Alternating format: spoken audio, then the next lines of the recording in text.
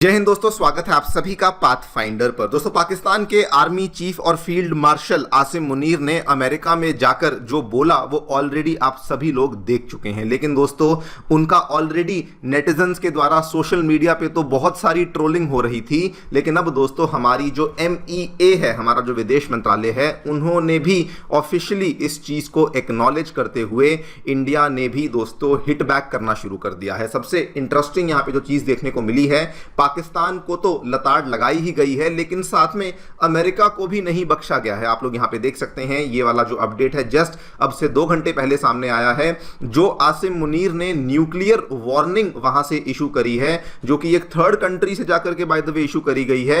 उस चीज को लेकर हमारी MEA ने कहा है कि ये केवल न्यूक्लियर सेबर रैटलिंग है। इसको अगर मैं थोड़ा सिंप्लीफाई करना चाहूं तो दोस्तों कहा गया है कि ये केवल ग्रैंड स्टैंडिंग है, मतलब कि ये एम्प्टी थ्रेट है। और जो मैंने वर्ड्स थंबनेल में इस्तेमाल करे हैं, एम्प्टी ब्लस्टर, ये एग्जैक्ट वर्ड्स हैं जो कि हमारी MEA के द्वारा अपने ऑफिशियल स्टेटमेंट में इस्तेमाल करे गए हैं कि पाकिस्तान कुछ भी यहाँ पे कैसी भी धमकियां देता रहे, हमें इस चीज से ना तो पहले फर्क पड़ा था और ना ही आज इस चीज से हमें कोई फर्क पड़ा है। लेकिन ज्यादा इंटरेस्टिंग जो मुझे यहाँ पर देखने को मिला कि MEA ने सबसे पहले तो बिना टाइम वेस्ट किए इतनी जल्दी यहाँ पे जवाब दिया है, और नंबर 2 दोस्तों, अमेरिका को भी यहाँ पे लताड़ लगाई गई है, कहते हुए कि आपने आसिम मुनीर को जो यहां पे मंच दिया है, जो स्टेज दी है, वो आपकी गलती है और आपको ऐसा नहीं करना चाहिए था। यहां पर भी दोस्तों इंडिया सिग्नल कर रहा है कि अगर आप बार बार ऐसा करेंगे तो इससे ऑलरेडी जो हमारे संबंध हैं वो और ज्यादा खराब हो सकते हैं। लेकिन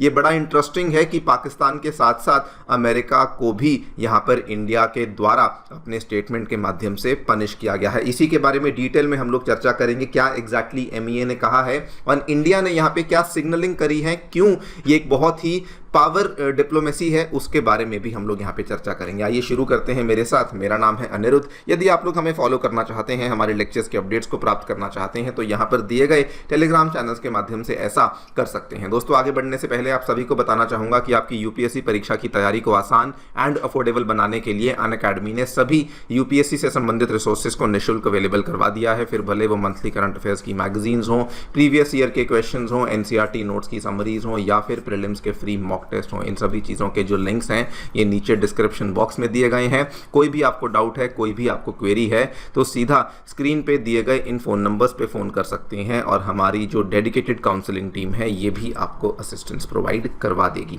दोस्तों, अगस्त 11 को पाकिस्तान के आर्मी चीफ और उनके फील्ड मार्शल आसिम मुनीर साहब ने, जब वो अमेरिका में अपने दूसरे दौरे पर गए हैं पिछले 2 महीनों में, तो टैंपा में एक ब्लैक टाई डिनर वहां पे बेसिकली होस्ट किया गया था। और उसी पर्टिकुलर डिनर पार्टी में उन्होंने, जब उनका भाषण देने की बारी आई, तो उन्होंने एक बहुत ही स्टार्क वार्निंग यहां पे दी।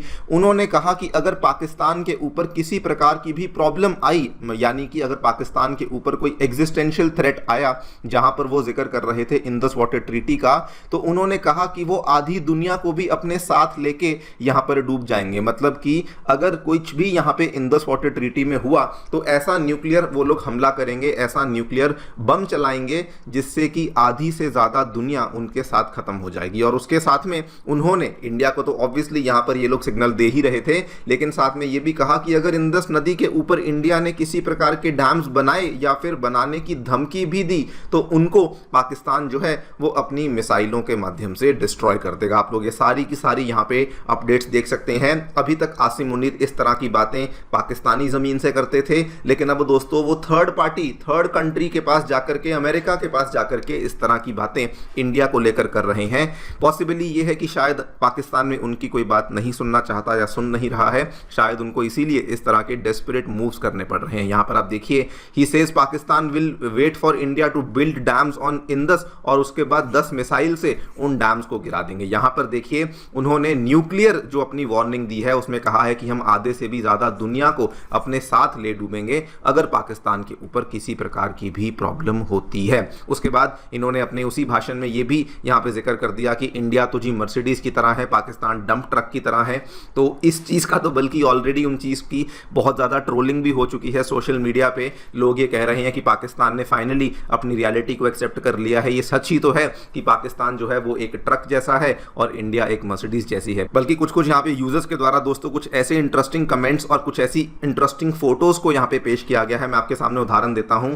ये एक यूजर ने यहाँ पे बताया कि आसिम मुनीर को लगता है कि वो हमें न्यूक्लियर वार्निंग दे सकता है, वो भी अमेरिकन सॉइल से जाकर के, और यूएस चाइना के पीछे अपने आप को छुपा सकता है। लेकिन सच्चाई तो ये है कि पाकिस्तान की जो मिलिट्री स्ट्रेंथ है वो केवल एक मिथ है, मतलब कि सच्चाई में उनकी कोई मिलिट्री स्ट्रेंथ नहीं है और उनकी जो मिलिट्री है उसको केवल डक्ट टेप के साथ उन्होंने जोड़ा हुआ है। और ये वाली जो ये बातें करते हैं कि डैम डिस्ट्रॉय कर देंगे वगैरह वगैरह और ये इंडिया को तबाह कर देंगे, ये किसी भी तरीके से पॉसिबल नहीं है। और इन्होंने ये भी कहा कि आपका कोई भी दोस्त आपको यहाँ पर बचा नहीं सकता है। और एक बहुत ही इंटरेस्टिंग फोटोग्राफ जो कि सामने आई है, जैसा उन्होंने दोस्तों बताया था कि इंडिया तो जी एक मर्सिडीज है और पाकिस्तान एक डंप ट्रक है, ये वाली तस्वीरें भी हमें सोशल मीडिया प्लेटफॉर्म्स पे देखने को मिल रही हैं। दाद देनी होगी, काफ़ी क्रिएटिव हैं दोस्तों इंडिया के लोग और यहाँ पर भी अपनी क्रिएटिविटी का इस्तेमाल किया गया है पाकिस्तान आर्मी चीफ आसिम मुनीर को ट्रोल करने के लिए। खैर अभी तक तो ये सारी की सारी चीजें सिटीजन के लेवल पे हो रही थी, सोशल मीडिया के लेवल पे हो रही थी, लेकिन अब एमईए ने भी दोस्तों ऑफिशियली हिट बैक कर दिया है। सबसे पहले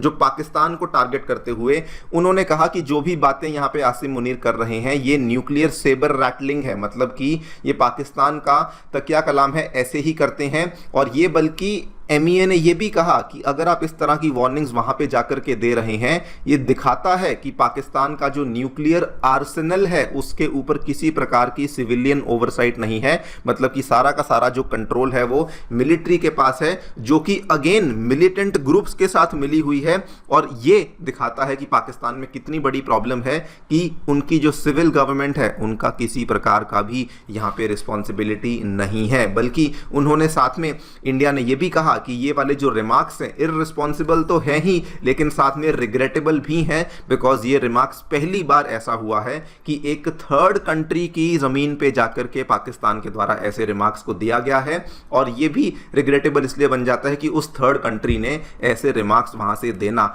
अलाउ भी किया। बल्कि एमईए ने अपने उस छोटा सा स्टेटमेंट दिया है, उसमें यह भी कहा कि बड़ा क्लियर है कि हम लोग कभी भी न्यूक्लियर ब्लैकमेल को गिव इन नहीं करेंगे और नेशनल सिक्योरिटी के लिए जो भी होगा वो स्टेप्स हम लोग लेंगे ही लेंगे। आपको याद करवा दूं, अगर आप लोग फॉलो करते आए होंगे दोस्तों, डॉक्टर जयशंकर साहब ने भी ये सेम बातचीत ऑपरेशन सिंदूर के तुरंत बाद जब वो बर्लिन गए थे वहां पर उन्होंने सेम बातचीत कही थी कि इंडिया कभी भी इस तरह की वार्निंग से डरेगा नहीं और इंडिया हमेशा पाकिस्तान से बायलैटरली ही डील करेगा, किसी प्रकार की एक्सटर्नल मीडिएशन को एक्सेप्ट नहीं करेगा। लेकिन ज्यादा इंटरेस्टिंग, इंडिया ने पाकिस्तान को तो पनिश किया ही किया, साथ में दोस्तों अमेरिका को भी यहां पे पनिश किया है, कहते हुए कि अमेरिका जो ये कर रहा है ये बहुत ही दुखदायक चीज है कि आपकी कंट्री में से आपके द्वारा एक ऐसे इंसान को होस्ट किया जा रहा है जो कि हमारे खिलाफ न्यूक्लियर वार्निंग्स को इशू कर रहा है।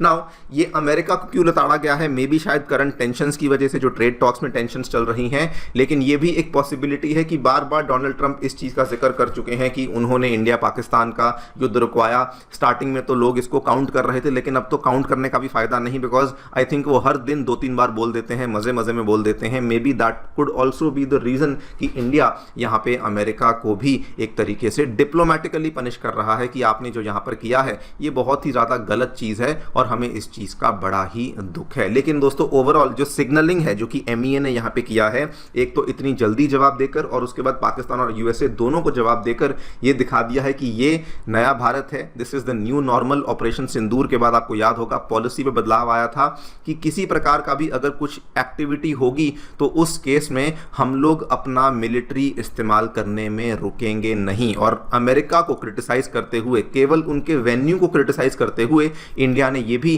अपनी डिससैटिस्फैक्शन को शोकेस कर दिया है कि थर्ड पार्टीज का इन्वॉल्वमेंट यहां पर बिल्कुल गलत है और अगर आप पाकिस्तान को मंच देंगे तो वो और भी यहां पे ज्यादा गलत बन जाता है। अगर आप देखें तो ये सेम ही style of diplomacy, aggressive diplomacy या power diplomacy India trade talks में दोस्तों कर रहा है। जिस दिन डोनाल्ड ट्रंप ने टैरिफ्स को बढ़ाते हुए 25 से 50% किया, उसी दिन उन्होंने कहा कि इंडिया के साथ अब कोई ट्रेड टॉक्स नहीं होंगी। और कल मैंने वीडियो भी बनाई थी, इंडिया ने भी दोस्तों जीएम क्रॉप्स को लेकर जो बातचीत चल रही थी वो टॉक्स खत्म कर दी और कहा कि अब हम भी उस चीज को लेकर बातचीत नहीं करेंगे, किसी प्रकार का कंसेशन नहीं दिया जाएगा। एंड बल्कि अब तो ये भी रिपोर्ट सामने आ चुकी है दोस्तों कि इंडिया ने जो डोनाल्ड ट्रंप के साथ या अमेरिका के साथ अपना स्टैंड इतना हार्ड किया हुआ है, वो इसलिए किया हुआ है बिकॉज इंडिया ये कह रहा है कि जब अमेरिका चाइना के साथ डील साइन कर सकता है तो इंडिया के साथ डील साइन क्यों नहीं कर सकता। This is a very very different style of diplomacy जो कि दोस्तों अब हम लोग देख रहे हैं। अब हम लोग डायरेक्टली उनको काउंटर कर रहे हैं उनके द्वारा लिए गए कदमों को लेकर। एंड अगर मैं आपको वैसे बताऊं कि मिलिटरीली हम लोग क्या कर रहे हैं, तो दोस्तों जैसे ही आसिम मुनीर वहां पे पहुंचे, कल रात को हमारी नेवी ने अनाउंस कर दिया कि हम तो जी अरेबियन सी में जाकर के ड्रिल्स को होल्ड करेंगे, जो कि दोस्तों आज और कल होने वाली हैं। और उसके साथ में पीएम मोदी ने नेवी चीफ से कह दिया कि आपको भी कराची पे हमला करने का मौका दिया जाएगा। उन्होंने कहा कि मैं जानता हूं हमने आपके मुंह से निवाला छीन लिया था, आप लोग तैयार थे ब्रह्मोस दागने के लिए, लेकिन आपको मौका नहीं मिला, लेकिन वो मौका अब आपको जल्दी ही मिलेगा। देखते हैं दोस्तों क्या होता है। But once again India Pakistan एक बार फिर से दोस्तों स्पॉटलाइट में आ चुका है। जो भी डेवलपमेंट्स होगी आपके सामने पेश करेंगे। आप लोग जो भी सोचते हैं हमें बताएं कमेंट सेक्शन में। Thank you so much for listening, stay tuned and stay safe.